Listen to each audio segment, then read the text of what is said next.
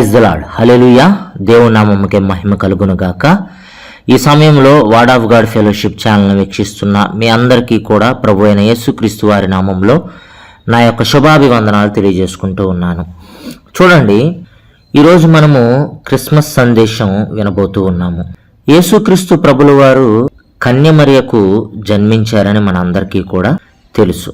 ఈరోజు ప్రపంచవ్యాప్తంగా కూడా యేసుక్రీస్తు జన్మదినాన్ని ఎంతో సంతోషంతోటి సెలబ్రేట్ చేసుకుంటూ ఉన్నాము. దానికి గల కారణము యేసుక్రీస్తు ప్రభుల వారు మానవులకు ఇచ్చినటువంటి రక్షణ. అందును బట్టే ఈరోజు మనము రక్షణ సువార్త గురించి వినబోతూ ఉన్నాము. చూడండి, మన మొదటి పాయింట్ వచ్చేసి యేసుక్రీస్తు మాత్రమే మన రక్షణకు కారణం మరియు ఆధారం. మరలా చెప్తూ ఉన్నాను, యేసుక్రీస్తు మాత్రమే మన రక్షణకు కారణం మరియు ఆధారం. మత్తయి సువార్త 1వ అధ్యాయము 18వ వచనం నుంచి 21వ వచనం దాకా చదువుదాం. మత్తయి సువార్త 1వ అధ్యాయం 18వ వచనం నుంచి 21వ వచనం దాకా చదువుదాం. యేసుక్రీస్తు జనన విధం ఎట్లనగా, ఆయన తల్లి అయిన మరియ యోసేపునకు ప్రదానము చేయబడిన తర్వాత వారేకము కాకమునుపు ఆమె పరిశుద్ధాత్మ వలన గర్భవతిగా ఉండెను. ఆమె భర్త అయిన యోసేపు నీతిమంతుడై ఉండి ఆమెను అవమానపరచనొల్లక రహస్యముగా ఆమెను విడనాడ ఉద్దేశించెను. అతడు ఆ సంగతులను గురించి ఆలోచించుకొనుచుండగా, ఇదిగో ప్రభువు దూత స్వప్నముందు అతనికి ప్రత్యక్షమై, దావీదు కుమారుడువైన యోసేపు, నీ భార్య అయిన మరియను చేర్చుకొనుటకు భయపడకుము. ఆమె గర్భము ధరించినది పరిశుద్ధాత్మ వలన కలిగినది. ఆమె యొక్క కుమారుని కనును. తన ప్రజలను వారి పాపముల నుండి ఆయనే రక్షించును గనుక ఆయనకు యేసు అను పేరు పెట్టుదవనెను. తెలుగు బైబిల్ ఫుట్నోట్లో యేసు అనే మాట దగ్గర యేసు అనే శబ్దమునకు రక్షకుడని అర్థము అని రాయబడి ఉంది. యేసు అనే మాటకు రక్షకుడు అని అర్థం. అంటే యేసుక్రీస్తు ప్రభుల వారి ద్వారా మాత్రమే సమస్త మానవాళి కూడా రక్షణ పొందగలుగుతూ ఉన్నారు. ఆయన ద్వారా తప్ప ఎవ్వరూ కూడా రక్షణ పొందడం అసాధ్యం. యేసుక్రీస్తు ద్వారా మాత్రమే మనుషులు రక్షణ పొందగలరు. అపోస్తుల కార్యముల గ్రంథము 4వ అధ్యాయము 10వ వచనం నుంచి 12వ వచనం దాకా చదువుకుందాం. అపోస్తుల కార్యముల గ్రంథము 4వ అధ్యాయము 10వ వచనం నుంచి 12వ వచనం దాకా చదువుకుందాము. మీరందరూ ఇశ్రాయేలు ప్రజలందరూ తెలుసుకొనవలసినదేమనగా, మీరు సిలువ వేసినట్టు మృతుల్లో నుండి దేవుడు లేపినట్టు నజరేయుడైన యేసుక్రీస్తు నామముననే వీడు స్వస్థత పొంది మీ ఎదుట నిలుచుచున్నాడు. ఇల్లు కట్టువారైన మీరు తృణీకరించిన రాయి ఆయనే. ఆ రాయి మూలకు తలరాయి ఆయను. మరి ఎవని వలననూ రక్షణ కలగదు.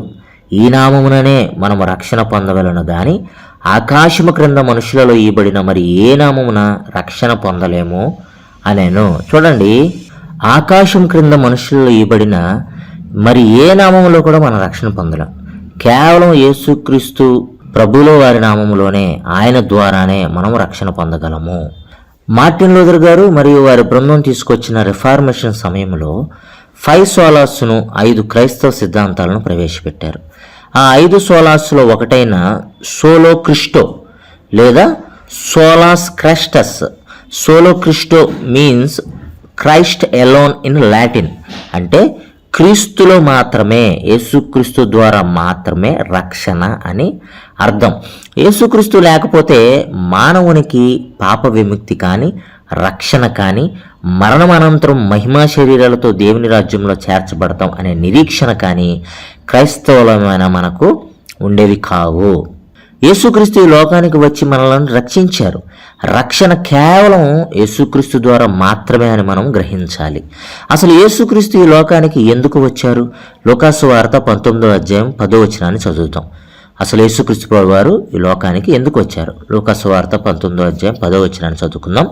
నశించిన దానిని వెదికి రక్షించుటకు మనుష్య కుమారుడు వచ్చానని అతనితో చెప్పాను. చూడండి, నశించిపోతున్న, పాపములో నశించిపోతున్నటువంటి మనుష్యులను రక్షించడానికి యేసుక్రీస్తు ప్రభువు వారు ఈ లోకంలోనికి వచ్చారు. పొట్టి జక్కయ్య గారి ఇంటిలో యేసుక్రీస్తు ప్రభువు వారు ఈ మాటలు చెప్తూ ఉన్నారు. లూకాసు వార్త 19వ అధ్యాయము 1వ వచనం నుంచి 10వ వచనం దాకా చదువుకుందాం. లూకాసు వార్త 19వ అధ్యాయము 1వ వచనం నుంచి 10వ వచనం దాకా చదువుకుందాం. ఆయన సంచరించుచు యెరికో పట్టణంలో ప్రవేశించి దాని గుండా పోవుచుండెను. ఇదిగో సుంకపు గుత్తాదారుడును ధనవంతుడునైన జక్కయ్య అను పేరు గల ఒకడు యేసు ఎవరో అని చూడగోరెను గాని పొట్టివాడైనందున జనులు గుంపు గూడి ఉండుట వలన చూడలేకపోయాను. అప్పుడు యేసు ఆ త్రోవను రానై ఉండెను గనక అతడు ముందుగా పరిగెత్తి ఆయనను చూచుటకు ఒక మేడి చెట్టెక్కెను.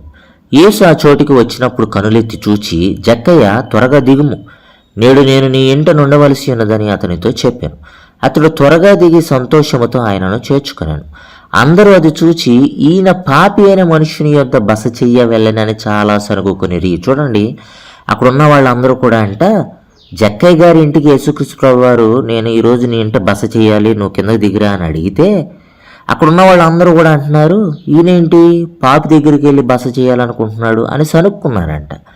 యేసుక్రీస్తు ప్రభువారు ఈ లోకంలోనికి వచ్చింది ఎందుకు? పాపులను రక్షించడానికి ఆయన వచ్చాడు. కాబట్టి ఆయన పాపులతో సహవాసం చేశారు, పాపులతో కలిసి భోజనం చేశారు, పాపులతో సువార్తను పంచుకున్నారు. కానీ వారి పాపాన్ని ఈయన అంటించుకోవాలా. ఈయన పరిశుద్ధతని వాళ్ళకి అంటించాడు, ఈయన వారికి రక్షణను ఇచ్చారు. అక్కడ ఉన్న వాళ్ళందరూ కూడా పాపి అయిన మనిషి వద్ద బస చేయవెళ్ళని చాలా సరుక్కున్నారంటే యేసుక్రీస్తు ప్రభువు వారి మీద. జక్కయ్య నిలువబడి, ఇదిగో ప్రభువా, నా ఆస్తిలో సగము బేదలకు ఇచ్చుచున్నాను. నేను ఎవని యొద్ద అయినను అన్యాయముగా దేనినైనా తీసుకుని ఎడల అతనికి 4 వంతులు మరలా చెల్లింతునని ప్రభుతో చెప్పాను. అందుకు యేసు, ఇతడును అబ్రహాము కుమారుడే, ఎందుకనగా నేడు ఈ ఇంటికి రక్షణ వచ్చి ఉన్నది. నశించిన దానిని వెదికి రక్షించుటకు మనిషి కుమారుడు వచ్చినని అతనితో చెప్పాను. జక్కయ్య గారితో అంటున్నారు యేసుక్రీస్తు ప్రభువారు, నశించిన దానిని వెదకి రక్షించడానికే మనిషి కుమారుడైన యేసుక్రీస్తు ఈ లోకానికి వచ్చాడని చెప్తున్నారు. యేసుక్రీస్తు ప్రభువారు ఎందుకు ఈ లోకంలోనికి వచ్చారంటే నశించిన దానిని వెదికి రక్షించడానికి, మనకు రక్షణ ఇవ్వడానికే. రోమపత్రికలో మనం చూస్తాము, మనుష్యులందరూ పాపం చేశారంట, నీతిమంతుడు ఒక్కడో కూడా లేడంట. అందరూ, ప్రతి ఒక్క మనిషి కూడా తప్పులు పాపాలు చేసిన వాళ్లే. వారిని రక్షించడానికే యేసుక్రీస్తు ప్రభువారు ఈ లోకంలోనికి వచ్చారు. లోకాసు వార్త 19వ అధ్యాయం 10వ వచనంలో చూసినట్లుగా పాపులను రక్షించుటకు యేసుక్రీస్తు ఈ లోకంలోనికి వచ్చారు. పాపులకు యేసుక్రీస్తు సువార్త బోధిస్తుంటే పరిసయ్యులను శాస్త్రులను సనుక్కున్నారంట ఒకానొక సమయంలో. లోకాసు వార్త 15వ అధ్యాయం 1-2 వచనాలను చదువుకుందాం. లోకాసు వార్త 15వ అధ్యాయం 1-2 వచనాలు. ఒకప్పుడు సమస్తమైన సుంకరులను పాపులను ఆయన బోధ వినుటకు ఆయన దగ్గరకు వచ్చుచుండగా పరిసయ్యులను శాస్త్రులను అది చూచి, ఇతడు పాపులను చేర్చుకుని వారితో కూడా భోజనము చేయుచున్నాడని చాలా సనుగుకొనిరంట. యేసుక్రీస్తు ప్రభువారు బోధ వినడానికి సుంకరులను పాపులను వచ్చారు. వారితో కలిసి ఆయన భోజనం చేస్తా ఉంటే ఈ శాస్త్రులు పరిసయ్యులు ఈయన పాపులను చేర్చుకుని వారితో కూడా భోజనం చేస్తున్నాడని చెప్పి సనుక్కున్నారంట. అపోస్తలుడైన పౌలు చెప్తున్నారు, యేసుక్రీస్తు ఈ లోకంలోనికి వచ్చిందే పాపులను రక్షించడానికి. తిమోతికి రాసినటువంటి మొదటి పత్రిక 1వ అధ్యాయం 15వ వచనాన్ని చదువుకుందాం. అపోస్తలుడైన పౌలు తిమోతికి రాసిన మొదటి పత్రిక 1వ అధ్యాయం 15వ వచనాన్ని చదువుకుందాం. పాపులను రక్షించుటకు క్రీస్తు యేసు లోకమునకు వచ్చెను. వాక్యము నమ్మదగినదియు పూర్ణాంగీకారమునకు యోగ్యమైనదియునై ఉన్నది. అట్టి వారిలో నేను ప్రధానుడను. అపోస్తలుడైన పౌలు ఏం చెప్తున్నారు? యేసుక్రీస్తు ప్రభువారు ఈ లోకంలోనికి వచ్చింది పాపులను రక్షించడానికి. అందుకే యేసుక్రీస్తు ప్రభువారు ఈ లోకంలోనికి వచ్చారు. కాబట్టి మనం అది అర్థం చేసుకోవాలి. మనకు రక్షణ ఇవ్వడానికే యేసుక్రీస్తు ప్రభువారు ఈ లోకంలోనికి వచ్చారు. ఆ రోజు పరిసయ్యులను శాస్త్రులను సనుగుకున్నట్లు ఈరోజు కూడా యేసుక్రీస్తు విషయంలో చాలామంది సనుక్కుంటున్నారు, క్రైస్తవుల మీద కూడా. ఎందుకో అర్థం కాదు. క్రైస్తవత్వం ఏమీ కూడా చెడు నేర్పించడం లేదు కదా. బైబిల్ ఏమన్నా చెడు నేర్పిస్తుందా? యేసుక్రీస్తు ఏమన్నా చెడు నేర్పించారా ప్రజలకి? ఆయన మంచి నేర్పించారండి. మంచి మార్గాన్ని చూపించారు. మనిషి చనిపోయిన తర్వాత ఆత్మ పరలోకానికి వెళ్ళేటటువంటి మార్గాన్ని చూపించారు. నరకానికి వెళ్ళే మార్గాన్ని ఆయన చూపించలేదు. ఇది ఈరోజు చాలామంది అర్థం చేసుకోలేకపోతున్నారు. ఇది చాలా బాధాకరమైనటువంటి విషయం. ఆ రోజు పరిసయ్యులను శాస్త్రులను సనుగుకున్నట్లు ఈరోజు యేసుక్రీస్తు విషయంలో చాలామంది సనుక్కుంటున్నారు. క్రైస్తవుల మీద, క్రైస్తవత్వం మీద సనుగుకుంటున్నారు. మనం గమనిస్తే యేసుక్రీస్తు ఏమన్నా చెడు బోధించాడా మనుషులకు? యేసుక్రీస్తు ఏమన్నా పాపం చేయమని చెప్పాడా మనుషుల్ని? కాదుగా. యేసుక్రీస్తు ఏమి బోధ చేశారు? మనుషులు ఈ సమాజంలో గౌరవంగా మోరల్ ఎథికల్ వాల్యూస్ కలిగి బ్రతికే విధంగా మంచిని బోధించారు.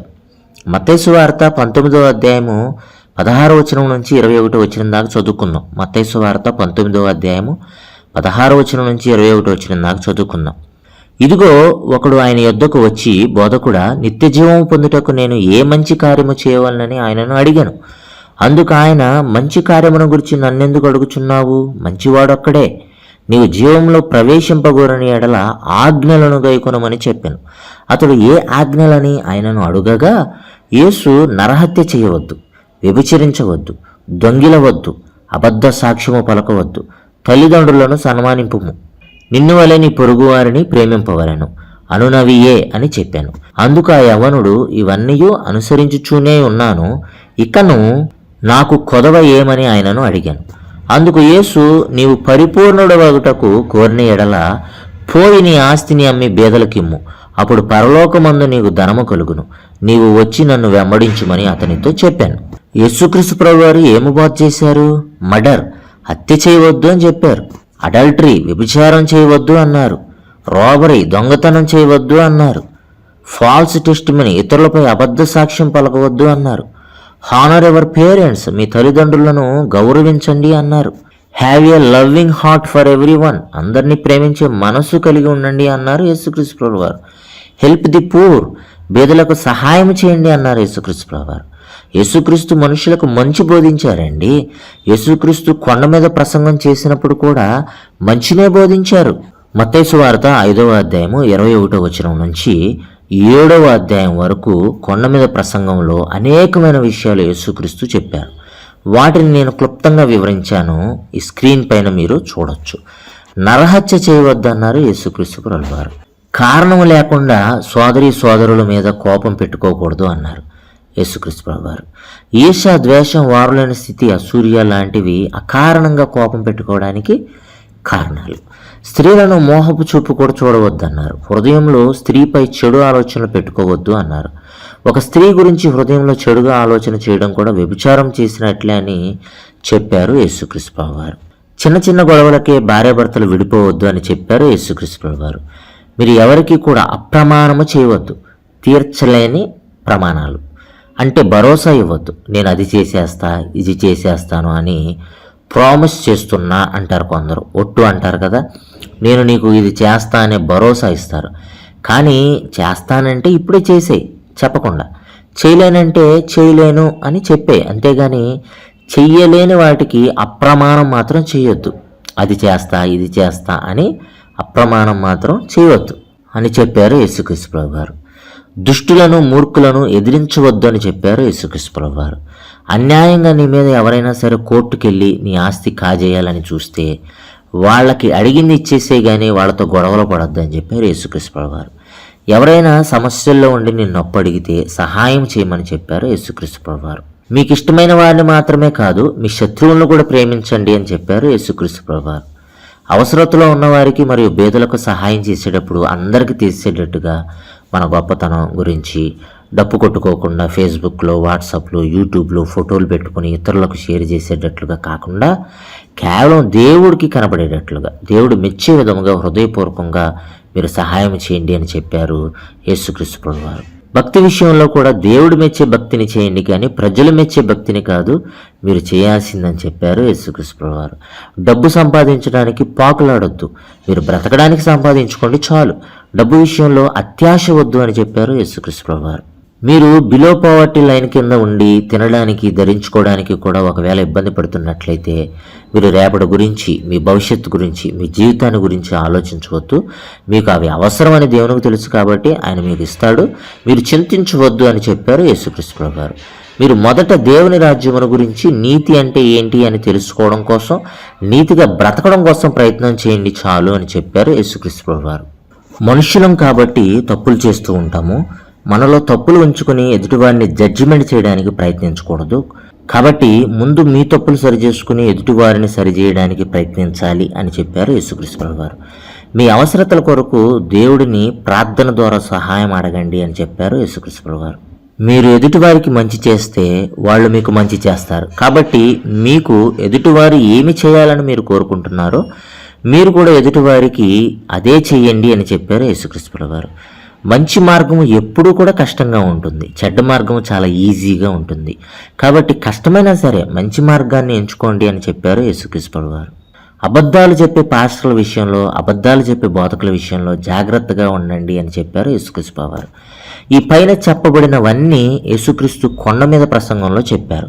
మత్తయి సువార్త 5వ అధ్యాయము 21వ వచనం నుంచి 7వ అధ్యాయం వరకు మీరు చదవచ్చు. కాబట్టి చెప్పబడిన విషయాలు మానవ జీవితానికి మంచి విషయాలు కాబట్టి వాటిని పాటిస్తే మన జీవితాలు బాగుంటాయి. పాటించకపోతే మీ జీవితాలు బాగోవు అని చెప్పారు యేసుక్రీస్తు వారు. మీరు చూడండి, యేసుక్రీస్తు వారు మంచినే బోధించారు, ఎవరికైనా సరే చెడును బోధించలేదు. కానీ శాస్త్రులు పరిసయ్యులు ఆ రోజుల్లో సనుక్కున్నారు ఆయన మీద. పాపులను రక్షించడానికి ఆయన పాపులతో సహవాసం చేశాడే కానీ ఈయన కూడా పాపిగా మారడానికి, ఈయన కూడా ఇష్టానుసారంగా బ్రతకడానికి పాపులతో సహవాసం చేయలేదు. యేసుక్రీస్తు ప్రభువారు ఈ లోకంలోనికి వచ్చింది పాపులను రక్షించడానికి, చెడు మార్గంలో ఉన్న వారిని రక్షించడానికి అని గుర్తించండి. మన యొక్క రెండవ పాయింట్ చూద్దాం. బైబిల్ ప్రకారం మనుషులకు ఉన్నది ఒకే జీవితం, మరొక జన్మ, పునర్జన్మలు అనేవి బైబిల్ ప్రకారం లేవు.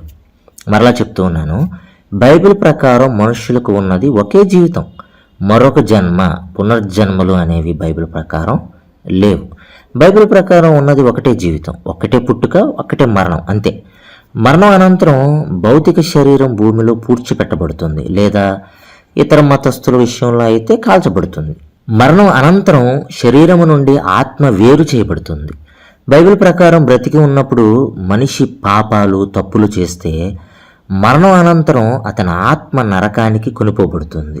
బ్రతికి ఉన్నప్పుడు మంచి పనులు చేసి నీతిగా, యథార్థముగా, దేవుడు చెప్పిన విధముగా బ్రతికితే మరణం అనంతరము ఆత్మ పరదేశుకు కొనుపబడుతుంది. పరదేశ్ అనేది తాత్కాలిక పరలోకం లాంటిది, విశ్వాసుల ఆత్మలను భద్రపరచడానికి. దేవుడు ఫైనల్ జడ్జిమెంట్ తర్వాత విశ్వాసుల ఆత్మలను శాశ్వతమైన దేవుని రాజ్యంలోనికి తీసుకుని వెళ్తారు. దుష్టులు, పాపుల ఆత్మలను శాశ్వతమైన నరకాగ్నిలోనికి వేసేస్తారు. యేసుక్రీస్తు ద్వారా మాత్రమే మన ఆత్మలు రక్షించబడతాయి. గుర్తుపెట్టుకోవాలి ఏమండి, యేసుక్రీస్తు ద్వారా మాత్రమే మన ఆత్మలు రక్షించబడతాయి. చూడండి, యేసుక్రీస్తును విశ్వసించుట ద్వారా మన ఆత్మలకు రక్షణ. హెబ్రీలకు రాసిన పత్రిక 10వ అధ్యాయం 39వ వచనాన్ని చదువుకుందాం. హెబ్రీలకు రాసిన పత్రిక 10వ అధ్యాయం 39వ వచనాన్ని చదువుకుందాం. అయితే మనము నశించుటకు వెనుక తీయువారము కాము గాని ఆత్మను రక్షించుకొనుటకు, ఫుట్నోట్లో ఉండిద్ది అక్కడ, సంపాదించుకొనుటకు విశ్వాసము కలిగిన వారమై ఉన్నాం. మనం ఎందుకు యేసుక్రీస్తు ప్రభువారిని విశ్వసించామంటే మన ఆత్మలను రక్షించుకొనుటకు లేదా సంపాదించుకొనుటకు మనం యేసుక్రీస్తుపై విశ్వాసము కలిగిన వారమై ఉన్నామంట. శరీరానికన్నా ఆత్మ చాలా ముఖ్యమైనది. మన ఆత్మలు ఆర్పబడని నరకాగ్నిలోనికి పోకుండా ఉండాలి అంటే మనము భౌతిక శరీరంతో బ్రతికి ఉన్నప్పుడే యేసుక్రీస్తుని తప్పకుండా విశ్వసించాలి మన రక్షకునిగా. యేసుక్రీస్తుని విశ్వసించడం ద్వారా మన ఆత్మలను సంపాదించుకోగలుగుతున్నాం, రక్షించుకోగలుగుతున్నాం. అదే రీతిగా బైబిల్ వాక్యమును అంగీకరించడం ద్వారా మన ఆత్మలకు రక్షణ. యాకోబు పత్రిక 1వ అధ్యాయం 21వ వచనాన్ని చదువుకున్నాం. యాకోబు పత్రిక 1వ అధ్యాయం 21వ వచనం. అందుచేత సమస్త కల్మషమును, విర్రవీగుచున్న దుష్టత్వమును మాని లోపల నాటబడి మీ ఆత్మలను రక్షించుటకు శక్తిగల వాక్యమును సాత్వికముతో అంగీకరించండి. అంటే వాక్యాన్ని అంగీకరించడం అంటే అర్థం ఏమిటంటే వాక్యము దేవుడై ఉన్నాడు అని యోహాను సువార్త చెప్తుంది. యోహాను సువార్త 1వ అధ్యాయం 1వ వచనం. ఆ వాక్యము శరీరధారిగా అంటే యేసుక్రీస్తు ప్రభువారు శరీరధారిగా వచ్చి ఈ భూమిపై మనుష్యుల మధ్య నివసించును అని యోహాను సువార్త 1వ అధ్యాయము 12-13 వచనాలు చెప్తున్నాయి. వాక్యమును అంగీకరించడం అంటే యేసుక్రీస్తుని మన రక్షకుడిగా అంగీకరించడం అని అర్థం. యేసుక్రీస్తుని ఎప్పుడైతే మన రక్షకుడిగా అంగీకరిస్తామో, యేసుక్రీస్తుని ఎప్పుడైతే మనం విశ్వసిస్తామో మన ఆత్మలు సంపాదించుకోగలుగుతున్నాం, మన ఆత్మలు మనం రక్షించుకోగలుగుతున్నాం. ఒక ఆత్మ రక్షించబడాలంటే మనం ఏం చేయాలి? యాకోబు పత్రిక 5వ అధ్యాయము 19-20 వచనాలను చదువుకుందాం. యాకోబు పత్రిక 5వ అధ్యాయము 19-20 వచనాలను చదువుకుందాం. నా సహోదరులారా, మీరు ఎవడైనను సత్యము నుండి తొలగిపోయినప్పుడు మరి ఒకడు అతనిని సత్యమునకు మళ్లించిన ఎడల పాపిని వాని తప్పు మార్గము నుండి మళ్లించిన వాడు మరణము నుండి ఒక ఆత్మను రక్షించి అనేక పాపములను కప్పివేయనని తాను తెలుసుకొనవలను. పాపిని వాని తప్పు మార్గం నుండి మళ్లించడం ద్వారా ఏ మరణము నుండి పాపిని మనం తప్పించగలుగుతాము? భౌతిక శరీర మరణము నుండా, రెండో మరణమైన ఆత్మ మరణము నుండా? యాకోబు పత్రిక 5:19-20 ఏం చెప్తున్నాయి అంటే, పాపిని వాని తప్పు మార్గము నుండి మళ్లించువాడు మరణము నుండి ఒక ఆత్మను రక్షించి అనేక పాపములను కప్పివేయనని తాను తెలుసుకొనవాలనంట. పాపిని వాని తప్పు మార్గం నుండి మళ్లించడం ద్వారా ఏ మరణం నుండి పాపిని మనం తప్పించగలుగుతున్నాము? భౌతిక శరీర మరణము నుండా, రెండో మరణమైన ఆత్మ మరణము నుండా? బైబిల్లో 2 రకాల మరణాల గురించి చెప్పడం జరిగింది. ఒకటి భౌతిక శరీర మరణం, రెండోది ఆత్మ మరణం. స్క్రీన్ పైన రిఫరెన్స్ చూపిస్తున్నా చూడండి. ప్రకటన గ్రంథం 20:14-15 ప్రకటన గ్రంథం 20:14-15 మరణమును మృతుల లోకమును అగ్నిగుండములో పడవేయబడెను. ఈ అగ్నిగుండము రెండవ మరణము. ఎవని పేరైనను, లేదా అక్కడ ఫుట్ నోట్లో ఉండి తెలుగు బైబిల్లో, ఎవడైనను జీవగ్రంథమందు వ్రాయబడినట్లు కనపడని ఎడల వాడు అగ్నిగుండములో పడవేయబడెను. అర్థమవుతుందండి? ఎవరి పేరైనా సరే జీవగ్రంథమందు రాయబడినట్లు కనబడకపోతే వారిని అగ్నిగుండంలో వేస్తారంట. ఆ అగ్నిగుండము రెండవ మరణం అంట. ప్రకటన గ్రంథం 20:14-15 చూస్తున్నాం. మరణమును మృతుల లోకమును అగ్నిగుండంలో పడవేయబడెను. ఈ అగ్నిగుండము రెండవ మరణము. జీవగ్రంథమందు ఎవరి పేరైతే ఉండదో వారిని ఈ అగ్నిగుండంలో వేస్తారంట. పైన చదివిన రెఫరెన్స్లో అగ్నిగుండము రెండవ మరణము అని వ్రాయబడి ఉంది. ఈ రెండవ మరణం పొందేవారు ఎవరంటే రక్షణ పొందని వారు, అనగా మారు మనసు పొందడానికి ఇష్టం లేక యేసుక్రీస్తుని విశ్వసించకుండా రోజులు గడిపి చనిపోయి భౌతిక మరణం చెందిన వారి ఆత్మలు ఈ రెండవ మరణం అగ్నిగుండం పాలవుతారనమాట. యేసుక్రీస్తు ద్వారా మాత్రమే ఈ రెండవ మరణం అగ్నిగుండం లేదా నరకం నుండి మన ఆత్మకు రక్షణ పొందగలం. అర్థమవుతుందండి? ఈ రెండవ మరణం అగ్నిగుండం లేదా నరకం నుండి మనం తప్పించుకోవాలి, మన ఆత్మలు తప్పించుకోవాలని అంటే యేసుక్రీస్తు ద్వారా మాత్రమే మనం తప్పించుకోగలుగుతాం. కాబట్టి యేసుక్రీస్తు ప్రభువు వారిని విశ్వసించాలి. ఆయన వాక్యమును సాత్వికముతోటి మనం అంగీకరించాలి. వాక్యము దేవుడై ఉన్నాడు, అది యేసుక్రీస్తు ప్రభువు వారే. రక్షణ పొందకుండా పాపములోనే జీవితం గడుపుతున్న వారికి హెచ్చరిక ఏమిటంటే, మత్తయి సువార్త 13:49-50 చదువుకుందాం. మత్తయి సువార్త 13:49-50 చదువుకుందాం. అలాగే యుగ సమాప్తి యందు జరుగును, దేవదూతలు వచ్చి నీతిమంతుల్లో నుండి దుష్టులను వేరుపరచి వీరిని అగ్నిగుండంలో పడవేయుదురు, అక్కడ ఏడుపును పండ్లు కొరుకుటయును ఉండును. చూడండి, నీతిమంతుల్లో నుండి దుష్టులను వేరుపరుస్తారంట. ఈ దుష్టులను ఆ రెండో మరణమైన అగ్నిగుండంలో వేసేస్తారంట. అక్కడ పండ్లు కొరుటును ఏడుపును ఉండిద్ది, ఏడుస్తూ ఉండాలంతే. కాబట్టి యేసుక్రీస్తు ప్రభువు వారిని మనం విశ్వసించాలి. ఆయన మాత్రమే ఈ రెండో మరణమైన అగ్నిగుండం నుండి మనల్ని తప్పించగలిగిన వాడు, మన ఆత్మలను కాపాడగలిగిన వాడు. వాక్యం చాలా స్పష్టంగా చెప్తుంది, యేసుక్రీస్తుని విశ్వసించకుండా, సువార్తను నమ్మకుండా, రక్షణ పొందకుండా ఇంకా పాప జీవితంలోనే జీవిస్తూ ఉంటే అట్టివారు రెండో మరణమైనటువంటి అగ్నిగుండం పాలవుతారు. కాబట్టి మన జీవితానికి, మన ఆత్మకు రక్షణ చాలా అవసరం. ఈ రక్షణ యేసుక్రీస్తు ద్వారా మాత్రమే మనకు కలుగుతుంది. అందుకే మార్టిన్ లూథర్ గారి బృందం రిఫార్మేషన్లో భాగంగా మనకు పరిచయం చేసిన 5 సోలాలలో 5 సోలాస్లలో ఒక సోలా ఏమిటంటే సోలో క్రిస్టోస్. అంటే అర్థం, మనుష్యుల ఆధ్యాత్మిక జీవితానికి యేసుక్రీస్తు మాత్రమే చాలు, యేసుక్రీస్తు మాత్రమే చాలు, ఎనఫ్, అంతే. రక్షణ పొంది అనగా మారు మనస్సు పొంది మరలా పాత జీవితంలోకి వెళ్ళి పాపము చేసే వారికి కూడా హెచ్చరిక ఏమిటంటే, హెబ్రీయులకు రాసిన పత్రిక 10:26-27 హెబ్రీయులకు రాసిన పత్రిక 10:26-27 మనము సత్యమును గురించి అనుభవ జ్ఞానము పొందిన తర్వాత బుద్ధిపూర్వకంగా పాపం చేసిన ఎడల పాపములకు బలియకను ఉండదు గాని న్యాయపు తీర్పునకు భయముతో ఎదురుచూచుటయు విరోధులను దహింపబో తీక్షమైన అగ్నియు ఇకను ఉండును. ఏమండి, రక్షణ పొంది అనగా మారు మనస్సు పొంది మరలా పాత జీవితంలోకి వెళ్ళి పాపం చేసేవారికి ఈ హెచ్చరిక. మనం ఒకసారి సత్యమును గురించి అనుభవ జ్ఞానం పొందిన తర్వాత మళ్ళా బుద్ధిపూర్వకంగా పాపం చేస్తే ఇక మన పాపాలకి బలి ఇవ్వడానికి యేసుక్రీస్తు వారు లేరు, ఆల్రెడీ ఆయన బలి ఇచ్చేసాడు. ఆయన ఇచ్చిన బలిని బట్టే మనం ఈరోజు మన పాపాలు క్షమించబడుతున్నాయి. నువ్వు ఆ సత్యాన్ని గుర్తెరిగిన తర్వాత కూడా, రక్షణ పొందిన తర్వాత కూడా, బాప్తిజం పొందిన తర్వాత కూడా ఇంకా పాపాలు చేస్తూ ఉంటే, ప్రభు బలలో పాలు పంచుకుంటూ కూడా, ఇక మనం కూడా ఆ దుష్టుల్ని దహించబోయే ఆ అగ్నిగుండం కోసం ఎదురు చూడాల్సిందే. రక్షణ పొందిన తర్వాత విశ్వాస జీవితంలో బుద్ధిపూర్వకంగా పక్కా ప్లాన్తో పాపం చేస్తే మనం కూడా రెండవ మరణం, దుష్టులను దహించే అగ్నిగుండం కొరకు ఎదురు చూడాల్సిందే. రక్షణ పొందిన తర్వాత విశ్వాస జీవితంలో బుద్ధిపూర్వకంగా పక్కా ప్లాన్తో కాకుండా పొరపాటున తెలియక పాపం చేస్తే కనుక మన పక్షాన వాదించడానికి ఒక లాయర్ లాగా దేవుని వద్ద యేసుక్రీస్తు మనకు ఉన్నారు. 1 యోహాను పత్రిక 2వ అధ్యాయం 1-2 వచనాలు చదవండి. 1 యోహాను పత్రిక 2వ అధ్యాయం 1-2 వచనాలు. నా చిన్నపిల్లలారా, మీరు పాపం చేయకుండాటకై ఈ సంగతులను మీకు వ్రాయుచున్నాను. ఎవడైనా నువ్వు పాపం చేసిన ఎడల నీతిమంతుడైన యేసుక్రీస్తు అనే ఉత్తరవాది తండ్రి యొద్ద మనకున్నాడు. తెలుగు బైబిల్లో ఫుట్నోట్లో ఆదరణకర్త అని రాయబడి ఉంది.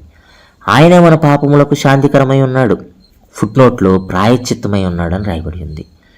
మన పాపములకు మాత్రమే కాదు, సర్వలోకమునకు శాంతికరమై ఉన్నాడు.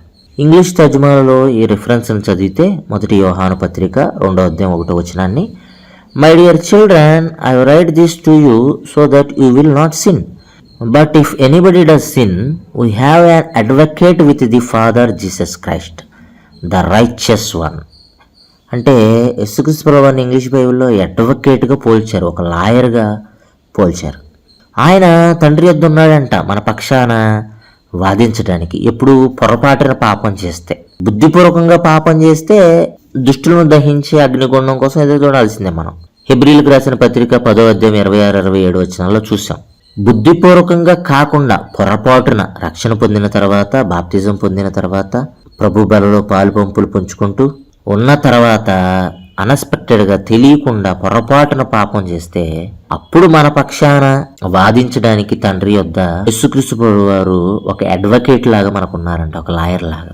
గుడ్ న్యూస్ ట్రాన్స్లేషన్లో 1 యోహాను పత్రిక 2వ అధ్యాయం 1వ వచనాన్ని చదువుదాం. Christ our helper. Good news ట్రాన్స్లేషన్లో అయితే హెడ్డింగ్ కూడా ఏం పెట్టారంటే క్రైస్ట్ అవర్ హెల్పర్ అంట, మనకు హెల్ప్ చేసేవాడంట యేసుక్రీస్తు వారు. పొరపాటున పాపం చేస్తే తండ్రి వద్ద మన పక్షాన ఆయన ఉన్నాడు కాబట్టి అడ్వకేట్ లాగా, ఆయన హెల్పర్గా మనకున్నాడంట. I am writing this to you my children so that you will not sin. మీరు పాపం చేయొద్దు. But if anyone does sin, ఒకవేళ ఎవరైనా పాపం చేస్తే, we have someone who pleads with the father on our behalf, Jesus Christ. మన పక్షాన బ్రతిమలాడడానికి తండ్రి వద్ద యేసుక్రీస్తు వారు ఉన్నారంట. The righteous one. ఆయన నీతిమంతుడు. ఆయన నీతిమంతుడు కాబట్టే పాపులమైన మన పక్షాన తండ్రి వద్ద బతిమలాడుతున్నాడంట. ఒక పాపి మరి ఒక పాపిని రక్షించలేడండి. ఒక నీతిమంతుడు ఒక పాపిని రక్షించగలుగుతాడు. ఒక పరిశుద్ధుడు ఒక పాపిని రక్షించగలుగుతాడు. యేసుక్రీస్తు వారు నీతిమంతుడు, పరిశుద్ధుడు, పవిత్రుడు. అందుకే ఆయన మనం రక్షించగలిగాడు. ఒక గుడ్డివాడికి దారి చూపించగలుగుతాడా? ఇద్దరు వెళ్ళి గుంటలో పడతారని చెప్పారు యేసుక్రీస్తు వారు. అట్టాగే ఒక పాపి మరొక పాపిని రక్షించలేడు. ఒక పరిశుద్ధుడే ఒక పాపిని రక్షించగలుగుతాడు. యేసుక్రీస్తు వారు రైచియస్ వన్, ఆయన నీతిమంతుడు. అందుకే తండ్రి యొద్ద మన పక్షాన ఉండి బ్రతిమలాడుతున్నాడంట. ఒకవేళ విశ్వాసులు ఎవరైనా పొరపాటున పాపం చేస్తే వాళ్ళని ఎక్స్క్యూజ్ చేయండి తండ్రి అని అడుగుతున్నాడంట. బుద్ధిపూర్వకంగా పాపం చేస్తే మాత్రం ఎక్స్క్యూజెస్ లేవి. పక్కా ప్లాన్ రచించుకుని ఇలా చేయాలి అలా చేయాలి పాపం అని ఆలోచన చేస్తే గనక మనం కూడా ఆ దుష్టులు దహించబోయే అగ్ని కోసం ఎదురు చూడాల్సిందే. కాబట్టి ఆలోచన చేయండి. మన మీద దేవుని వద్ద నేరారోపణ మోపడానికి అపోజిషన్గా సాతాను 24/7 సిద్ధంగా ఉండేవాడంట. ప్రకటన గ్రంథము 12వ అధ్యాయము 9-10 వచనాలను చదువుకుందాం. ప్రకటన గ్రంథము 12వ అధ్యాయము 9-10 వచనాలను చదువుకుందాం. కాగా సర్వలోకమును మోసపుచ్చుచు అపవాది అనియు సాతాననియు పేరుగల ఆది సర్పమైన ఆ మహాఘట సర్పము పడద్రోయబడెను. అది భూమి మీద పడద్రోయబడెను. దాని దూతలు దానితో కూడా పడద్రోయబడిరి. మరియు ఒక గొప్ప స్వరము పరలోకమందు ఇలాగ చెప్పుట వింటిని, రాత్రి బగళ్ళు మన దేవుని ఎదుట మన సహోదరుల మీద నేరము మోపువాడైన అపవాది పడద్రోయబడి ఉన్నాడు. చూడండి 10వ వచనం.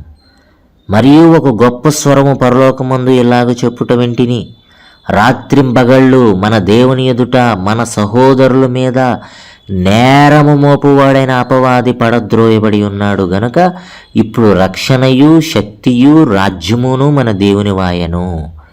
ఇప్పుడు అధికారము ఆయన క్రీస్తుదాయను. ఇంగ్లీష్ తర్జుమాలో ఈ రిఫరెన్స్ని చదువుదాం. NIV వర్షన్లో, న్యూ ఇంటర్నేషనల్ వర్షన్, ప్రకటన గ్రంథం 12:10. Then I heard a loud voice in heaven say, now have come the salvation and the power and the kingdom of our God and the authority of his Messiah. For the accuser of our brothers and sisters who accuses them before our God day and night has been hurled down. Brother and sisters మీద నేరాలు మోపుతున్నాడంట.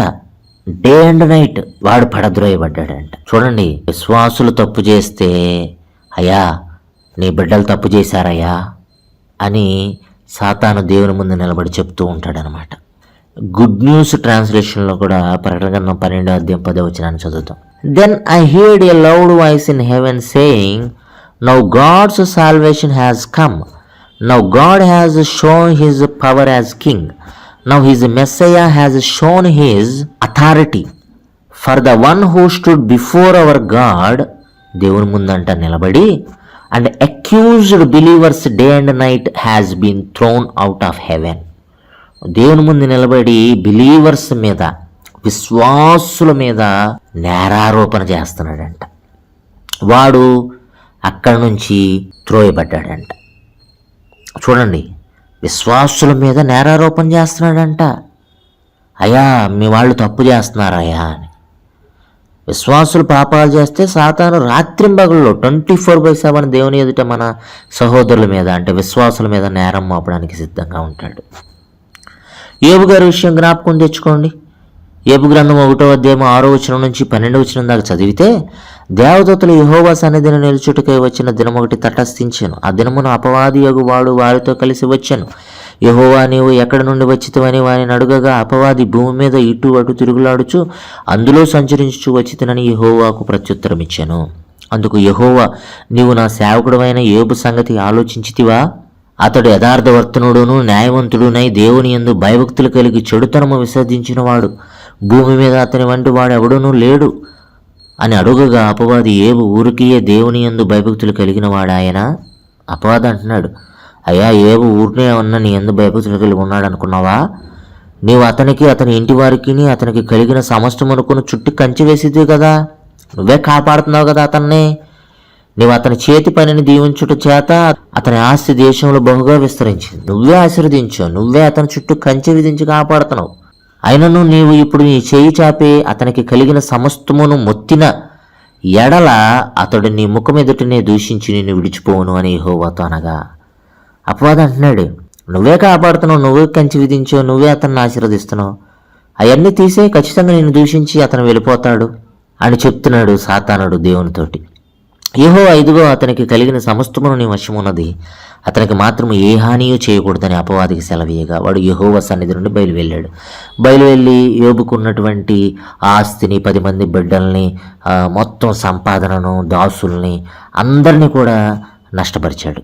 అంతా నష్టపరిచి తీసేశాడు. యోబు అయినా తన యథార్థతను వదల్లా. యోబు గ్రంథము 2:1-7 దాకా చదువుదాం. యోబు గ్రంథం 2:1-7 దాకా. దేవదూతలు యెహోవా సన్నిధి నిలుచుటకి వచ్చిన మరి ఒక దినం అంట. ఇంకొకసారి దేవదూతలు మీటింగ్ జరుగుతున్నప్పుడు వారితో కూడా అపవాది యెహోవా సన్నిధి నిలుచుటకి వచ్చాడంట. యెహోవా నీవు ఎక్కడి నుండి వచ్చితివని వారిని అడగగా, అపవాది భూమిలో ఇటు అటు తిరుగులాడుచు అందులో సంచరించుచు వచ్చితినని యెహోవాకు ప్రత్యుత్తరం ఇచ్చాను. అందుకు యెహోవా, నీవు నా సేవకుడు అయిన యోబు సంగతి ఆలోచించుతువా? అతడు యథార్థ వర్తనుడును న్యాయవంతుడునై దేవుని యందు భయభక్తులు కలిగి చెడుతనము విసర్జించినవాడు, భూమి మీద అతని వంటి వాడు ఎవడనూ లేడు. నిష్కారణముగా అతనిని పాడు చేయుటకు నీవు నన్ను ప్రేరేపించినను అతడు ఇంకాను తన యథార్థతను వదలక నిలకడగాను ఉన్నాడనగా, అపవాది చర్మము కాపాడుకొనుటకై చర్మమును, తన ప్రాణమును కాపాడుకొనుటకై తనకు కలిగినది యావత్తును నరుడిచ్చును కదా అని అంటున్నాడు అపవాది. ఇంకొకసారి నువ్వు చేయి చాపి అతని ఎముకను, అతని దేహమును మొత్తిని ఎడల అతను నీ ముఖం ఎదుటనే దూషించి నేను విడిచిపోను అని అపవాది అంటున్నాడు. ఆస్తి పోయింది, బిడ్డలు పోయారు, దాసులు పోయారు, అంతా నష్టపరిచయము, అయినా సరే అతను నిన్ను ఇంకా యథార్థంగా ఉన్నాడు నీ పట్ల అంటే, అలా కాదు ప్రభువా, రోగం వస్తే ఖచ్చితంగా అతను నేను దూషిస్తాడని చెప్పాడు. ఇంకోసారి నువ్వు చేయి చాపి అతని ఎముకను, అతని దేహమును మొత్తిని ఎడల అతను నీ ముఖం ఎదుటనే దూషించి నేను విడిచిపోను అని. అందుకు యెహోవా, అతడు నీ వశమున ఉన్నాడు, అతని ప్రాణము మాత్రము నీవు ముట్టవద్దని సెలవిచ్చాను. కాబట్టి అపవాది యెహోవా సన్నిధి నుండి బయలువెళ్ళి అరికాలు మొదలుకొని నడినెత్తి వరకు బాధగల కురుపులతో యోబును మొత్తెను. చూడండి, సాతాను యోబు జీవితంలో ఎంత నష్టాన్ని తీసుకొచ్చిందో. దేవుడు కూడా టెస్ట్ చేస్తూ ఉన్నాడు, యోబు యథార్థంగా నిలబడని. ఫస్ట్ ఆస్తి పోయినప్పుడు, పశువులు చనిపోయినప్పుడు, దాసులు చనిపోయినప్పుడు, 10 మంది బిడ్డలు చనిపోయినప్పుడు కూడా యథార్థంగానే ఉన్నాడు యోబు. దేవుడు అంటున్నాడు కదా సాతానుతోటి, రెండోసారి దేవదూతల మీటింగ్లో ఈ సాతాను కూడా వస్తే, నువ్వు నన్ను అనవసరంగా ప్రేరేపించావు, కానీ యోబు మాత్రం ఇంకా నిలకడగానే ఉన్నాడు యథార్థతలు. అంటే ఈసారి అలా కదయ్యా, నువ్వు అతని ఎముకని దేహమును తాకు, రోగం పెడితే ఖచ్చితంగా నేను దూషించి వెళ్ళిపోతాను. అయినా సరే యోబు అంత రోగాన్ని అనిపించాడు, కానీ యథార్థతను మాత్రం వదలలేదు. తన భార్య కూడా అంటుంది ఆఖరికి, దేవుని దూషించి చచ్చిపోంది. యోబు గ్రంథం 2:9 అతని భార్య వచ్చి, నువ్వు ఇంకా యథార్థతను వదులుకుందావా, దేవుని దూషించి మరణం కమ్మని. కానీ యోబు యథార్థతను వదలలేదు. కాబట్టి ఇక్కడ మనం ఆలోచించాల్సిన విషయం ఏంటంటే, సాతాను విశ్వాసుల జీవితాలపై నేరారోపణ చేయడానికి మరియు విశ్వాసుల జీవితాలను నాశనం చేయడానికి 24/7 సిద్ధంగా ఉంటాడు. కాబట్టి ఉద్దేశపూర్వకంగా పాపం చేయటకు సాతానుకు అవకాశం ఇవ్వద్దు. విశ్వాసులు అనేవాళ్ళు ఎవరైనా సరే, అవిశ్వాసులు అంటే వాళ్ళు ఇంకా రక్షించబడలేదు కాబట్టి తప్పులు చేస్తూ ఉంటారు, పాపాలు చేస్తూ ఉంటారు. కానీ విశ్వాసులు తెలిసి పాపాలు చేస్తే కనుక దేవుని ముందు 24/7 కూడా ఈ సాతానుడు నిలబడి నేరారోపణ చేస్తూ ఉంటాడంట. అయ్యా మీ వాళ్ళు చూడు ఎలా చేశారు, అలా చేశారు. కాబట్టి సాతానికి అసలు అవకాశము ఇవ్వద్దు. రక్షణ పొందినవారు, విశ్వాసులుగా బ్రతుకుతున్నవారు బుద్ధిపూర్వకంగా పక్కా ప్లాన్తో పాపం చేయకూడదు. పొరపాటున తెలియక పాపం చేస్తే మన పక్షాన తన దేవుని వద్ద బ్రతిమలాడడానికి, వాదించడానికి ఒక లాయర్ లాగా యేసుక్రీస్తు ప్రభువారు ఉన్నారు. 1 యోహాను పత్రిక 2:1-2 మనం చూసాం. ఇంగ్లీష్ తర్జుమాల్లో కూడా చూసాం, అడ్వకేట్ అని. ఆయన ప్లీడ్స్ చేస్తున్నాడని చెప్పి కూడా మనం చూసాం. కాబట్టి విశ్వాసులు జాగ్రత్తగా ఉండాలి. రక్షణ చాలా విలువైనది. మన రక్షణ వస్త్రాలని మురికి చేసుకోకూడదు. యేసుక్రీస్తు ప్రభువారు 2వ రాకడలో వచ్చి సంఘాన్ని తీసుకుని వెళ్ళేంత వరకు కూడా విశ్వాసులు చాలా జాగ్రత్తగా ఉండాల్సిందే. గుర్తుపెట్టుకోండి. మన 3వ పాయింట్, మనిషి భౌతిక శరీరం మరణాంతరం ఆత్మను పరదేశంలోనికి పంపించాలా, అగ్నిగుండంలోనికి పంపించాలా అనే దానిని దేన్ని బేస్ చేసుకొని చేస్తారు దేవుడు. అర్థమవుతుందండి? మన మరణ అనంతరం మన ఆత్మ శరీరం నుంచి విడిపోద్ది కదా, ఆ ఆత్మను పరదేశంలోనికి పంపించాలా లేదా అగ్నిగుణంలోనికి పంపించాలా అనే దానిని దేవుడు దేన్ని బేస్ చేసుకొని చేస్తారు. ఒకటి, భౌతిక శరీర మరణం. ప్రతి మనిషి కూడా అనుభవించాల్సిందే ఇది. యేసుక్రీస్తు ప్రభువారు ఆయన శిష్యులు అందరూ కూడా భౌతిక మరణం చెందారు. భౌతిక శరీర మరణం అనంతరం శరీరం నుండి ఆత్మ వేరు చేయబడుతుంది. ఆ ఆత్మకు కూడా 2వ మరణాన్ని దేవుడు విధిస్తారు. దేన్ని బేస్ చేసుకుని, దేన్ని ఆధారం చేసుకున్నానంటే మన యొక్క పాపములను బట్టి లేదా మన యొక్క నీతి కార్యములను బట్టి. మనం బ్రతికున్నప్పుడు ఈ దేహముతో మనం బ్రతికి ఉండి చేసిన వాటిని బట్టి అనమాట. 2 కొరింథీయులకు రాసిన పత్రిక 5:9-10 చదువుకుందాం. 2 కొరింథీయులకు రాసిన పత్రిక 5:9-10. కావున దేహమందున్నను దేహమును విడిచినను ఆయన ఇష్టమై ఉండవలనని మిగులు అపేక్షించున్నాము. ఎందుకనగా తాను జరిగించిన క్రియల చొప్పున అవి మంచివైనను సరే చెడ్డవైనను సరే దేహముతో జరిగించిన వాటి ఫలమును ప్రతివాడును పొందినట్లు మనం అందరమును క్రీస్తు న్యాయపీఠము ఎదుట ప్రత్యక్షము కావలయును. చూడండి, మనం దేహంతో బ్రతికున్నప్పుడు, శరీరంతో ఉన్నప్పుడు జరిగించిన వాటి ఫలాన్ని మనం అనుభవిస్తాం. మనం ఆ క్రియల చొప్పున ఖచ్చితంగా మనం తీర్పులోనికి వస్తాం. దేవుని న్యాయపీఠం ఎదురుగా మనం నిలబడాల్సిందే. నువ్వు చేసిన వాటిని బట్టే, జరిగించిన క్రియల చొప్పున అవి మంచివైనను సరే చెడ్డవైనను సరే దేహంతో జరిగించిన వాటి ఫలమును ప్రతివాడును పొందినట్లు మన అందరమును క్రీస్తు న్యాయపీఠం ఎదుట ప్రత్యక్షం అవుతామంట. మనల్ని అగ్నిగుండంలోనికి పంపించాలా లేకపోతే మనల్ని పరదేశంలోనికి పంపించాలా అని దేవుడు ఎలా నిర్ణయిస్తారంటే, నువ్వు చేసే వాటిని బట్టే, ప్రస్తుతం నువ్వు జీవిస్తున్న విధానమును బట్టే, నీ క్రియలను బట్టే దేవుడు ఆ రోజున నీకు తీర్పు తీరుస్తాడు, నాకు కూడా తీర్పు తీరుస్తాడు. ఇంగ్లీష్ బైబిల్లో NIV వర్షన్లో ఈ 2 కొరింథీయులకు రాసిన పత్రిక 5:10 చదువుకుందాం. For we must all appear before the judgment seat of Christ. గ్రీకులో అయితే బీమా సీట్ అని రాయబడి ఉన్నది, జడ్జ్మెంట్ సీట్ ఆఫ్ క్రైస్ట్ అంట. So that each of us may receive that is due us for the things done while in the body whether good or bad. చూడండి, మనం శరీరంతో ఉండి జరిగించిన క్రియల చొప్పున అవి మంచివైనా చెడ్డవైనా సరే వాటి చొప్పునే మనల్ని జడ్జిమెంట్లోనికి తీసుకొస్తాడంట దేవుడు. అపోజిట్ పౌలు ఆహార విషయమే వివరణిస్తూ మన అందరం దేవుని న్యాయపీఠం ఎదుట నిలబడతాము, అందరూ కూడా దేవునికి లెక్క అప్పచెప్పాల్సిందే అని అంటున్నారు. రోమీలకు రాసిన పత్రిక 14వ అధ్యాయం 10వ నుంచి 12వ వచనాలు చదువుకుందాం. రోమీలకు రాసిన పత్రిక 14వ అధ్యాయం 10వ నుంచి 12వ వచనం. అయితే నీవు నీ సహోదరునికి తీర్పు తీర్చనేలా, నీ సహోదరుని నిరాకరింపనేలా? మనందరము దేవుని న్యాయపీఠం ఎదుట నిలుచుతాము. మనందరం, ప్రతి ఒక్క మనిషి కూడా దేవుని న్యాయపీఠం ఎదురుగా నిలబడాల్సిందే. నా తోడు ప్రతి మోకాలును నా ఎదుట వంగును, ప్రతి నాలుకయు దేవుని స్తుతించునని ప్రభు చెప్తున్నాడంట అని వ్రాయబడి ఉన్నది గనక మనలో ప్రతివాడును తనను గురించి దేవునికి లెక్క అప్పగింపవలెను. మనము చేసిన ప్రతి క్రియను బట్టి దేవుడికి లెక్క చెప్పాలి జడ్జిమెంట్ సీట్ ముందు నిలబడి. నువ్వు చేస్తున్న పనిని బట్టే, ఈరోజు నువ్వు జరిగిస్తున్న క్రియలను బట్టే, అవి మంచివా చెడ్డవా, వాటిని బట్టే నువ్వు పరదేశికి వెళ్తావా, నువ్వు అగ్నిగుండంలోకి వెళ్తావా అన్నది నిర్ణయింపబడింది. అందుకే రక్షణ చాలా విలువైనది. అర్థమవుతుందండి? ఈ రక్షణ విలువ పెట్టి కొనబడిన వారం అంటాం మనం. ఎలాంటి విలువ తెలుసా? అది యేసుక్రీస్తు శరీరాన్ని పే చేశాడండి దేవునికి, ఆయన రక్తాన్ని పే చేశాడు. అంత విలువ పెట్టి కొనబడిన వారం మనం. అందుకే ఇంత సీరియస్ టాస్క్ ఉండిద్ది రేపొద్దున మనకి. ఆలోచించండి ఒకసారి. ఫిజికల్ బాడీ, భౌతిక శరీరం ఉంది మనుషులందరికీ, అలాగే స్పిరిచువల్ బాడీ, ఆత్మ శరీరం కూడా ఉందని తెలుసుకోండి అండి. ఫిజికల్ బాడీ, భౌతిక శరీరం ఉంది మనుషులందరికీ, అలాగే స్పిరిచువల్ బాడీ, ఆత్మ శరీరం కూడా ఉండిద్ది. ఈ ఆత్మ శరీరంతోనే మనం పరదేశంలోకి వెళ్తాం. అర్థమవుతుందండి? ఈ మహిమా శరీరాలతోనే మనం పరదేశంలోకి వెళ్ళేది. ఈ ఆత్మ శరీరాలతోనే ఈ అగ్నిగుణంలోకి కూడా పోతావు నువ్వు. అంటే ఫిజికల్ బాడీ ఎలాగ ఉందో స్పిరిచువల్ బాడీ కూడా ఉంది మనకి. ఆ విషయాన్ని మనకి పౌలు గారు తెలియపరుస్తున్నారు. 1 కొరింథీయులకు రాసిన పత్రిక 15వ అధ్యాయం 50వ వచనం చదువుతున్నా. సహోదరులారా, నేను చెప్పినది ఏమనగా, రక్తమాంసములు దేవుని రాజ్యమును స్వతంత్రించుకొననేరవు.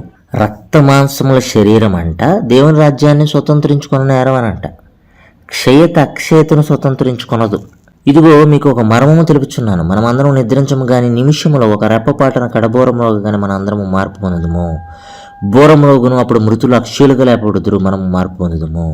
అక్షయమైన ఈ శరీరము అక్షయతను ధరించుకొనవలసి ఉన్నది, మర్చ్యమైన ఈ శరీరము అమర్చ్యతను ధరించుకొనవలసి ఉన్నది. ఈ క్షయమైనది అక్షయతను ధరించుకున్నప్పుడు, ఈ మర్చ్యమైనది అమర్చ్యతను ధరించుకున్నప్పుడు విజయమందు మరణము మింగివేయబడెను అని వ్రాయబడిన వాక్యము నెరవేరనంట. కాబట్టి మహిమా శరీరాలతోనే మనం దేవుని రాజ్యంలో ప్రవేశిస్తాము, పరదేశంలోకి వెళ్తాము. ఈ భౌతిక శరీరాలతో మనం దేవుని రాజ్యంలోనికి ప్రవేశించలేము. రక్త మాంసములు కలిగిన శరీరాలు దేవుని రాజ్యంలో స్వతంత్రించుకొననేరవు.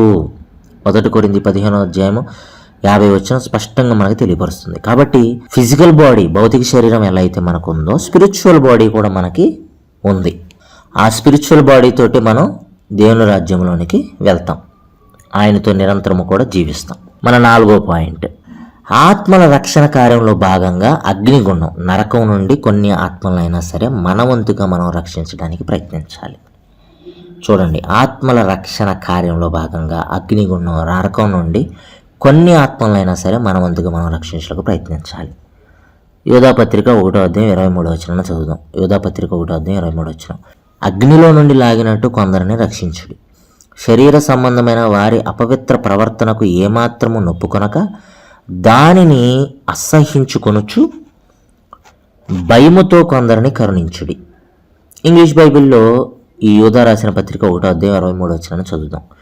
Save others by snatching them out of the fire, and to others show mercy mixed with fear, but hate their very clothes, stained by their sinful lusts. అంటే పాపంలో ఉన్న వారిని రక్షించడానికి మనం ప్రయత్నించాలంట, కానీ వారి పాపాన్ని మనం అసహ్యించుకోవాలంట. వారిని కాదు అసహ్యించుకోవాల్సింది, వారి పాపాన్ని మనం అసహ్యించుకోవాలి. తెలుగులో అదే కదా మనం చూస్తున్నాం. అగ్నిలో నుండి లాగినట్టు కొందరిని రక్షించుడి. శరీర సంబంధమైన వారి అపవిత్ర ప్రవర్తనకు ఏమాత్రమును ఒప్పుకొనక, వాళ్ళ ప్రవర్తనకు వాళ్ళ యొక్క అలవాట్లను మనం ఒప్పుకోవద్దు, కానీ వాళ్ళను మాత్రం రక్షించడానికి, అగ్నిలో నుండి లాగినట్టు వాళ్ళని రక్షించడానికి మనం ప్రయత్నం చేయాలంట. గుడ్ న్యూస్ ట్రాన్స్లేషన్లో మనం చదివాం. ఆ గుడ్ న్యూస్ ట్రాన్స్లేషన్ని నేను తెలుగులోకి అనువదించాను చూడండి. ఇతరులను అగ్ని నుండి లాక్కొని వారిని రక్షించండి, మరియు ఇతరులకు భయంతో కూడిన దయ చూపించండి. కానీ వారి పాపాత్మకమైన కోరికలచే తడిసిన వారి దుస్తులను ద్వేషించాలి. అంటే వారి పాపాన్ని మనం ద్వేషించాలి, కానీ వారిని కాదు మనం ద్వేషించాల్సింది. వాళ్ళని రక్షించడానికి మనం ప్రయత్నించాలి. ఎందుకంటే యేసుక్రీస్తు ప్రభువు వారు పాపులతో సహవాసం చేశారు, పాపులతో కలిసి భోజనం చేశారు. అందుకేగా శాస్త్రులు పరిసయ్యులు ఇన్ని సనుక్కున్నది. పొట్టి జక్క ఇంటికి వెళ్ళినప్పుడు అతను పాపి ఇంటికి వెళ్ళాడు యేసుక్రీస్తు ప్రభువు అని అందరూ సనుక్కున్నారు. మనం కూడా పాపులతో సహవాసం చెయ్యాలి, వాళ్ళని మార్చడానికి, వాళ్ళకి సువార్త అందించడానికి. అంతేగాని లోక సామెత ఉంది కదా, 6 నెలలు సహవాసం చేస్తే వీరు వారు అవుతారంట. అట్లా వాళ్ళ పాపాన్ని మనం అంటించుకోకూడదు. యేసుక్రీస్తు ప్రభువు వారు పాపులతో సహవాసం చేశారు, పాపులతో కలిసి భోజనం చేశారు, కానీ వాళ్ళ పాపాన్ని ఈయన అంటించుకోవాలా. ఈయన పరిశుద్ధతని వాళ్ళకి అంటించాడు. ఎందుకంటే యేసుక్రీస్తు ప్రభువు ఈ లోకంలోనికి వచ్చిందే పాపులను రక్షించడానికి. మనము ఫస్ట్ పాయింట్లో రెఫరెన్స్లను చూసాం. కాబట్టి అర్థం చేసుకోండి, పాపులను రక్షించడానికి మనం ప్రయత్నించాలి. అగ్నిలో నుంచి కొందరిని లాగినట్టుగా మనం రక్షించాలంట. వాళ్ళ అపవిత్ర ప్రవర్తనను ఏమాత్రం కూడా ఒప్పుకోకుండా, వాళ్ళ క్రియలు పద్ధతులను ఒప్పుకోకుండా వాటిని అసహించుకోవాలి, కానీ మనం వాళ్ళకి అది ఆశించుకోవాల్సింది. కొందరు ఏం చేస్తారంటే, వాడు చెడ్డవాడండి, ఈ అమ్మాయి చెడ్డదండి, అసలు వాళ్ళంటే మాకు నచ్చదండి, వాళ్ళు అలాంటి వాళ్ళు కాబట్టి మాకు నచ్చదండి. లేదు, మనం అలా చేయడానికి వీల్లేదు. వాళ్ళని రక్షించడానికి ప్రయత్నించాలి, వాళ్ళకి సువార్త అందించడానికి ప్రయత్నించాలి, వాళ్ళు మంచి మార్గంలోనికి తీసుకురావడానికి ప్రయత్నించాలి. వాళ్ళ పాపాన్ని మాత్రమే మనం అసహించుకోవాలి, కానీ వారిని కదా మనం హసించుకోవాల్సింది. NLT న్యూ లివింగ్ ట్రాన్స్లేషన్ బైబిల్లో యోధపత్రిక 1:23 చదువుదాం. Rescue others by snatching them from the flames of judgment. చూడండి, ఆ మంటలతో కూడిన ఆ జడ్జిమెంట్లోనికి వెళ్లకుండా వారిని మనం స్నాచింగ్ ఇట్లా పట్టుకుని బయటకు లాగేయాలంట. There are still others to whom you need to show mercy. వాళ్ళ పట్ల మనం దయ చూపించాలంట. But be careful that you are not contaminated by their sins. అంటే జాగ్రత్తగా ఉండి వాళ్ళ పాపాల ద్వారా మనం కంటామినేటెడ్, మనం పాడైపోకుండా చూసుకోవాలంట. వాళ్ళని రక్షించే ప్రయత్నంలో మనం పాడైపోకుండా ఉండడానికి మనం జాగ్రత్త తీసుకోవాలంట. అంటే వాళ్ళ పాపాన్ని అంటించుకోకుండా వాళ్ళు ఏదైతే ఫ్లేమ్స్ ఆఫ్ జడ్జిమెంట్, అగ్నిగుండానికి గురవుతారన్న జాలి చూపించే వాళ్ళ మీద మనం వాళ్ళని కాపాడడానికి ప్రయత్నించాలంట. ఈ NLT బైబిల్ని నేను తెలుగులోకి తర్జుమా చేశాను చూడండి. తీర్పు జ్వాలల నుండి ఇతరులను లాక్కోవడం ద్వారా వారిని రక్షించండి. మీరు కనికరం చూపాల్సిన అవసరం ఉన్నవారు ఇంకా ఉన్నారు, మన కనికరం చూపించాలి. యేసుక్రీస్తు ప్రభువు కూడా ప్రజల పట్ల కనికరం, జాలి, దయ, ప్రేమ చూపించారు కాబట్టే ఈరోజు మనందరినీ కూడా ఆయన రక్షించాడు. మనం కూడా పాపంలో ఉన్న వారి పట్ల కనికరం, జాలి చూపించి వాళ్ళకు సువార్త అందించాలి. వారిని ఆ తప్పు మార్గంలో నుంచి బయటకు తీసుకురావడానికి ప్రయత్నించాలి. కానీ వారి పాపాల వల్ల మీరు కలుషితం కాకుండా జాగ్రత్త వహించండి అని రాయబడి ఉంది. ఈ స్క్రీన్ మీద చూపిస్తున్నా చూడండి, తెలుగులోకి నేను తర్జుమా చేశాను. కాబట్టి వారి పాపాల వల్ల మనం కలుషితం అవ్వకుండా, లోక సామెత ప్రకారం 6 నెలలు స్నేహం చేస్తే వీరు వారు అవుతారు, వారు వీరులాగా అవుతారు అన్నట్టు కాకుండా మన పరిశుద్ధతను ఎదుటివాడికి అందించే విధంగా మనం ఉండాలి. ఎదుటివారు రక్షణ పొందే విధంగా మనం ప్రయత్నం చేయాలంతే. ఈజీ రీడ్ వెర్షన్ అనే తెలుగు బైబిల్ ఒకటి ఉంది. అందులో యూదా రాసిన పత్రిక 1:22-23 చదువుతాం. సరిగ్గా వివేచిస్తూ కొందరి మీద జాలి చూపించండి, మరికొందరిని భయం ద్వారా రక్షిస్తూ అగ్నిలో నుంచి లాగివేసి శరీర స్వభావం వల్ల అశుద్ధి అయిన వస్త్రాన్ని అసహించుకోండి. ఇది మన తెలుగు బైబిల్ లాగే ఉంది. కాబట్టి వాళ్ళని అగ్నిలో నుంచి లాగినట్టుగా మనం రక్షించాలంట. పాపములో, చెడులో ఉన్నవారి పట్ల కఠినంగా సానుభూతి లేకుండా ఉండకూడదు. వారిని అర్థం చేసుకునేందుకు ప్రయత్నిస్తూ వారిని పాపంలో నుండి, చెడు మార్గం నుండి బయటకు తీసుకురావడానికి నమ్మకంగా వారికి మనం సహాయం చేయాలి. మనం మనుషుల స్థితిని జాగ్రత్తగా గమనించి దాని ప్రకారం వారికి సహాయం చేయాలి. కొందరు తీవ్రమైన ఆపదలో ఉంటారు, వారిని రక్షించాలంటే చురుకుగా మనం నిర్ణయం తీసుకోవాలి, చర్యలు తీసుకోవాలి. వారు దాదాపు దేవుని తీర్పు అనే అగ్నిలో ఉన్నారు. మరికొందరి విషయంలోనైతే మనం కూడా వారి పాపాల్లోకి ఏడవబడుతున్నామేమోనని జాగ్రత్తగా ఉండాలి. గలతీయులకు రాసిన పత్రిక 6:1 చదువుతాం. పాపి పట్ల ప్రేమ చూపాలి, కానీ అతని పాపాలను మనం ద్వేషించాలి. చూడండి, గలతీయులకు రాసిన పత్రిక 6:1 చదువుకుందాం.